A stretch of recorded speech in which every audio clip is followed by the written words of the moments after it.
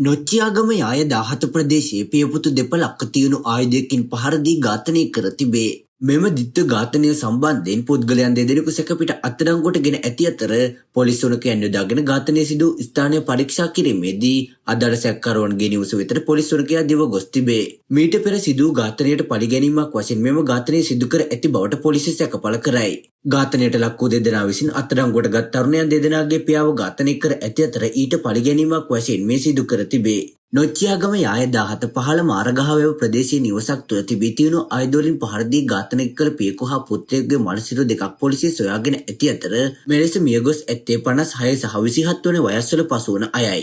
ඝාතනයට ලක් වූ දෙදෙනා විසින් 2022 වර්ෂයේදී ඝාතනය කර තරුණයන් දෙදෙනාගේ පියාව ඝාතනය කර ඇති අතර ඊට පරිගැනීමක් වශයෙන් මේ සිදු කර ඇති බවයි පොලිසිය සඳහන් කළේ. මෙම සිද්ධිය සම්බන්ධයෙන් වැඩිදුර විමර්ශන රාජාංගන පොලිසිය විසින් සිදු කරනු ලබයි.